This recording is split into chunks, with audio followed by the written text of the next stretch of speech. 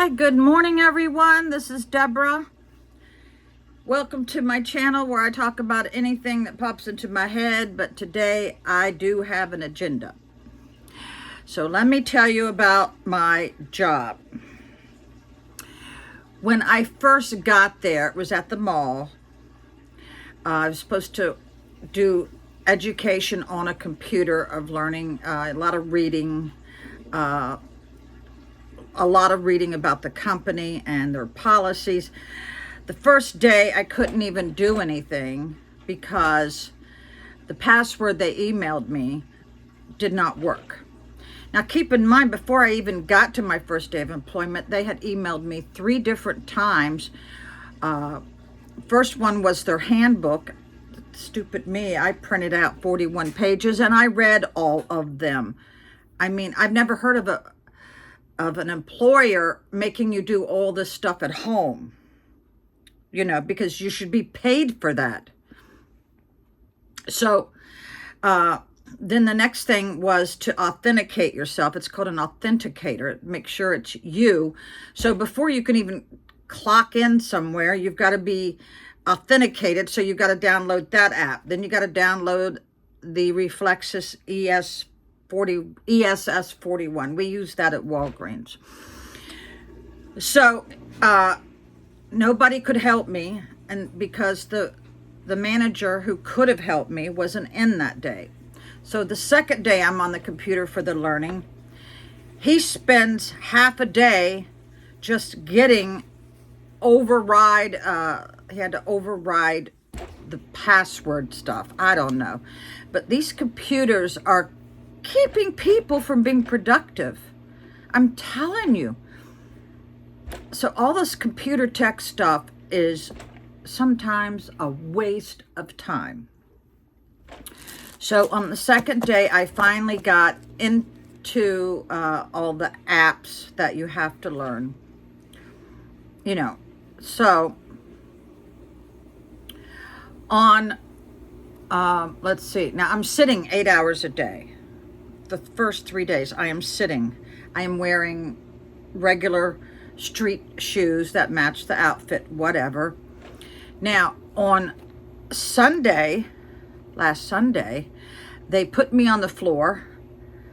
No one was there to guide me. I knew a little bit because I really took my time learning the program on the computer, but working a register is a whole different thing, people. So here's the one thing. There was 3 things that bothered me about this job. The first one was every morning there was a 20-minute meeting about the only thing that this company cared about, and that was getting people to sign up for their credit card. Now, I looked at the APR, and it was the highest annual percentage rate I have ever seen on a credit card. So they wanted us to say, oh, well, if you pay it off before the bill's due, you don't have to pay that. Well, very few people can do that nowadays. But we were told that if we did not have someone, at least one person, sign up on your shift, you would be terminated. That was the only thing the manager cared about. For, I think, 3 different times we had a meeting at 9:45 in the morning, and that's all he talked about. He didn't introduce any of the new employees. I wasn't the only one. Evidently, the store did really good a couple months ago, so they allowed him to hire a couple more people. But then last month, the store didn't do so well. So the first day, I did get someone to sign up. The second day, no. And I go, oh, I'm in fear of being terminated. All this training, and I could still be terminated, which I think is ludicrous. I even told the HR lady, I said, if you called my other boss at Walgreens and you ask her how Debbie was, she would give you this reaction. Oh my God, you've got one of the top producers, if not the top producer, selling things. I sold twice as much as the other associates at Walgreens, and she would just be thrilled that you had hired me. And I have commendations this thick to prove that about my customer service. Believe me, I know customer service. So, and I worked at Walgreens, I worked the most difficult position. No one else wanted it, but they knew I could handle it because I've been around the block and I've dealt with very difficult situations. So that was working in the pharmacy. So on I think it was Tuesday. No one was in the Estee Lauder or Clinique counters. And the first thing the HR lady said, well, you can work any register. Nobody's there. You can work any register. I was the only one on my part of the floor. Now, I got hired in fragrance, which is right behind the Estee Lauder and Clinique counters. So, and then the door, the main door is there from the mall. So I started getting customers in Clinique and I waited on them. What else was I supposed to do? You wait on the customer and you be pleasant. Well, as I had told you in, I think, my last video, this elderly 90-year-old man, I mean, I don't understand how he could even walk in the mall. He showed me a screenshot of 3 Clinique products, and I've used them myself, so I knew all about those products. So I went and started gathering them up. Now, I'd already waited on people there for almost an hour or two. Then the lady who works that counter comes out of nowhere and she says, you can't be here. And I said, I was like, I wanted to say, well, honey, I am here. No, I said, I was told I could work any register. That's what I told her. Now she's hollering out again in front of the customer who's this close to me. You're not supposed to do this. I said, I was told to do this. So I knew then this was not going to get any better, and I just needed to focus on the customer and get him, completed the transaction. So again, for the 3rd time, she says, you're not supposed to do this. And I refused to be combative with her. I just did my job. The customer's happy, and he left. I immediately nipped the problem in the bud. That's just who I am. I went upstairs the escalator, went right into the manager's office, and he had a stunned look on his face. And I said, I need a clarification on this. Did I do something wrong? I told him the whole scenario. I said, listen, she wanted to argue. It was already getting escalated. And he said, I did the right thing. But then he went on to tell me that she's on commission and I'm hourly. So I understood that. So I started thinking about that when I went back downstairs. I said, wait a minute. These the employees who work the makeup, they had to be certified. I'm not certified. But little do I don't tell them I'm a YouTuber. That's a very big mistake, right? But you have to be certified by those makeup lines. And I wasn't. I understand that. So one of the managers on duty, which is called a mod, the day before I had asked one of the mods if she could direct me on how to do a return or something on the computer, and she says, I don't know how. She's a manager on duty, but she doesn't know how. Hold that thought. Okay, back to my story. I got my Spider-Man, I don't know, a hero cup. I don't know. I always buy a new coffee cup when I move. Okay, back to the story. Let me take a drink first. Y'all go get your coffee, okay? Okay, so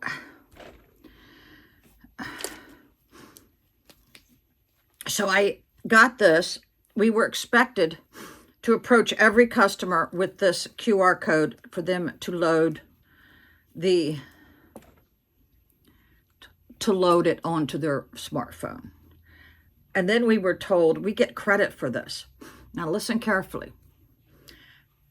I said, how do we get credit for this if it's on their phone and they don't know our register or associate number? Oh, she goes, well, you do. We just take your word for it that you did it. Well, I had approached 20 customers the day before and got them to load load this app up. But I still am very confused because I go, how is that associated with us? And I think she told us that because we're in this vicinity, they know it's the store. Well, I just don't understand that. Hold on while I blow my nose. My allergies are through the roof. It's supposed to be 97 degrees today, and I've got to go and weed whack and mow. God help me. You like my Buck Cherry shirt? I love this band. They came to Colonial Beach, and the whole half of the beach said, oh, they're not appropriate. Well, let me tell you what. They had the biggest draw ever. You know, music, there's so many different types of music, you know, switch it up. But they had a great showing, Buck Cherry. Yeah, I love the lead singer. Oh, my God. So, but a lot of people don't like my taste in music. I like all kinds of music. All right, back to this QR code. This lady comes around every shift and asks, how many times have you done that? And I tell her, well, one day I did 20. She goes, well, it's only reflecting 6. I go, well, how does that work? How do you know it was 6 and not 20? I just could not understand this. And she really wasn't very good at explaining it.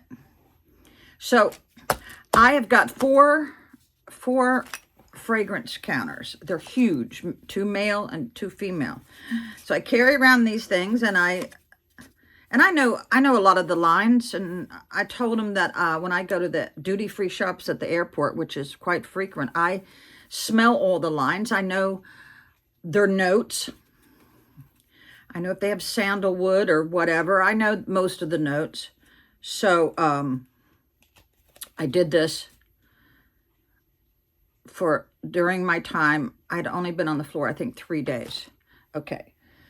So this one lady, the mod on duty, she goes, I think we're going to have a meeting. So she gathered all the makeup girls and me near the front of the store, and they had a meeting, and she told them, hey, Debbie understands that you guys are on commission.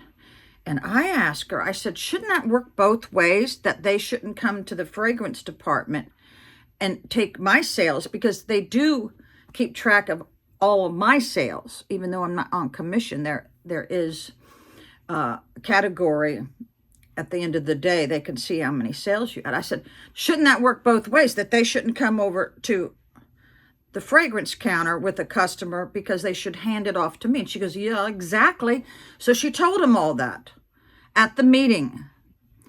Within a half hour, one of the girls was in at my fragrance counter, and I was there watching. I wasn't, meandering or lollygagging somewhere else in the store. I was watching my 4 counters. But what I do in order to increase my sales, there's this huge clothing section right within my eyesight, and I would see these customers with a huge handful of clothes, and they were looking for a register. There was no register over there. So I would bring them to my counter and ring them up, and they were very grateful. So I always had an eye on my 4 counters. And when I saw that girl do that, I go, this is always going to happen. They don't care. They didn't care that what's good for the goose is good for the gander. And I believe in complete fairness as much as you can at jobs. And I go, you know what? This is always going to be an ongoing problem. I'm always going to be a little bit tiffed about that. I'm respecting their section, but they're not respecting mine. So now I had bought these Skechers tennis shoes, size 9. Well, I did not know that when you stand on your feet for 8 hours, I kind of knew it when I sometimes get off the planes and my ankles and my feet are swollen, but I always wear like slides or flip-flops, but you can't wear flip-flops at the job. You could wear sandals if they had the back strap for your heel. Now, I got hurt in the Dominican because I had on regular old flip-flops that you get for $1 at Old Navy, and I fell carrying a 50-pound bag of ice and messed up my knee pretty bad. And my friend Dee goes, well, Debbie didn't have the right kind of shoes. So, Yeah, so my feet were burning, and I have a very high pain tolerance, people. In case you didn't know, I have had both hips done, 6 rods in my back. I've had 5 surgeries, in major surgeries, in 5 years. So I'm used to pain. But the pain in my toes, I might have a little bit of neuropathy, so that might have maxed some of that. But when I'd get home at night from work, standing for 8 hours, the last 3 days I was employed, I would cry. I rubbed biofreeze on them. I sprayed that on my feet, and it didn't even touch it. They were burning. So yesterday morning, I was supposed to go to work. I looked at my big toe. It was black and blue from the constant pressure of standing and being in these shoes. I didn't know this. I really should have gotten a 9.5, but I've wore size 9 for 40 or 50 years, people. So my toenails were loose. I am not making this up. I could actually wiggle them. And I had a long talk with my son yesterday, and I said, it's never going to get better.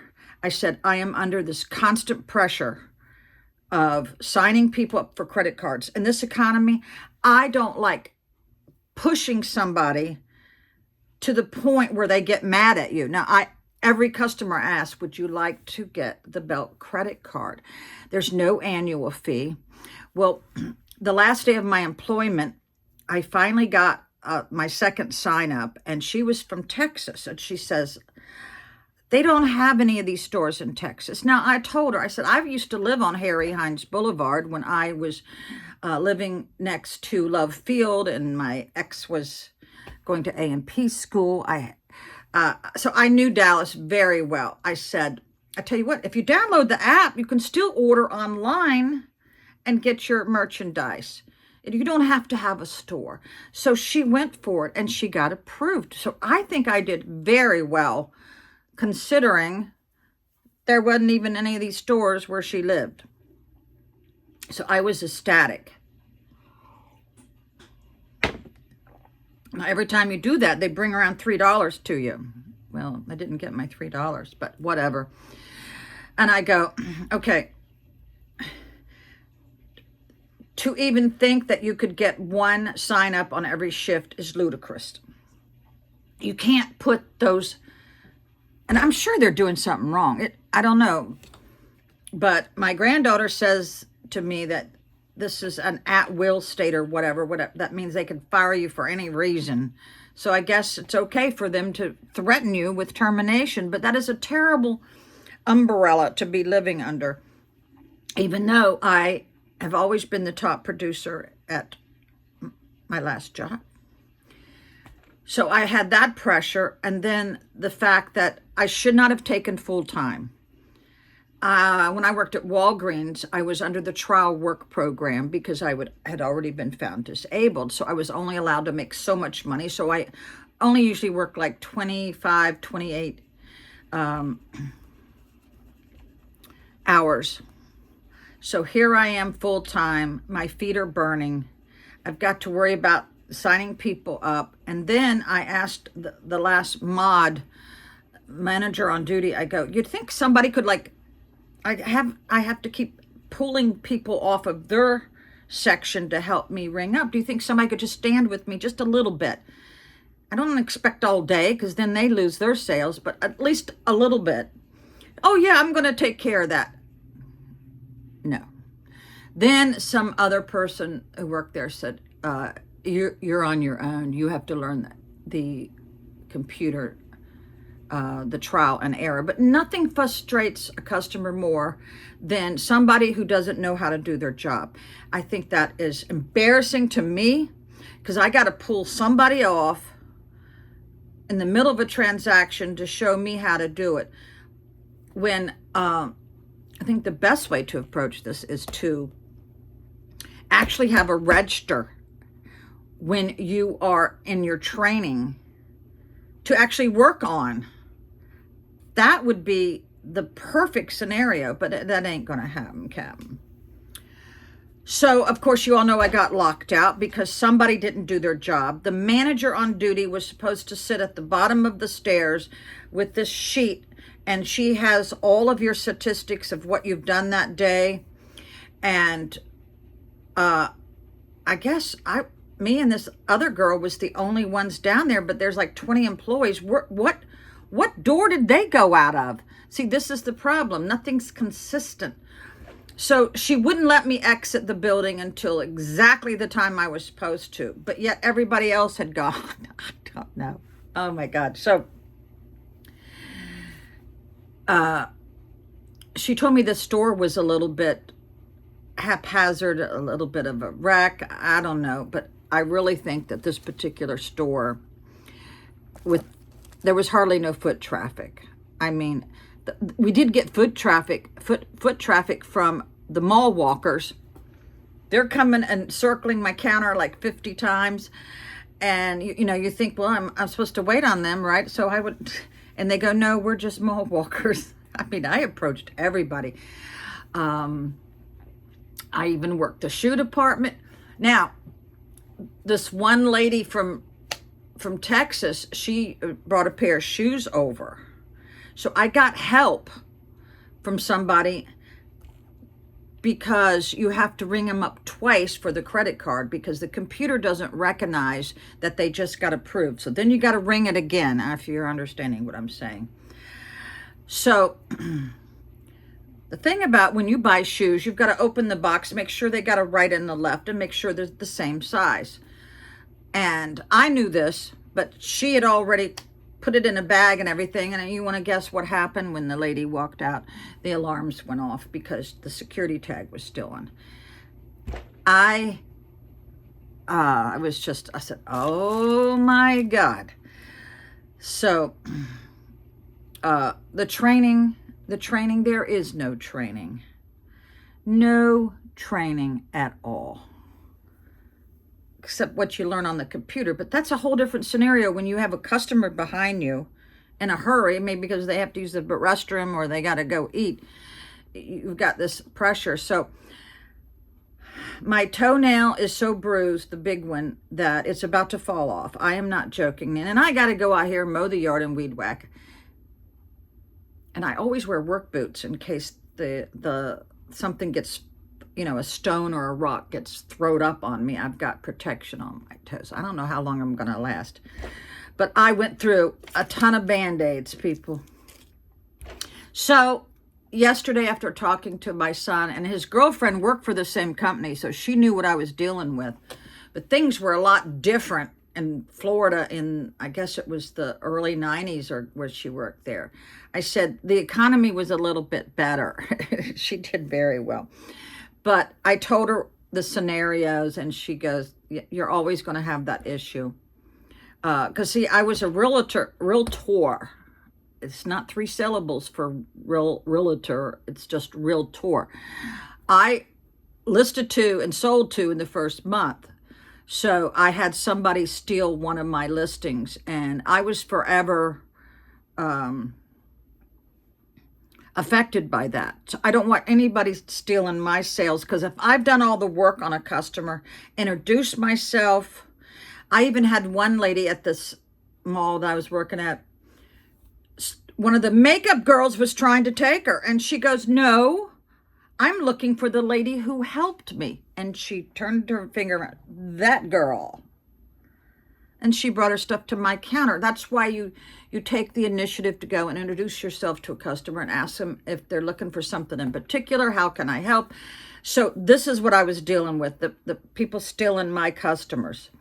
So yesterday I called in at 7 a.m. I gave them 3 hours notice. You don't have to give 2 weeks notice, people. Don't fall for that crap.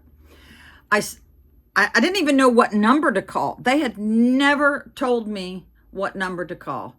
I did get an apology that that no one had told me how to get out at night.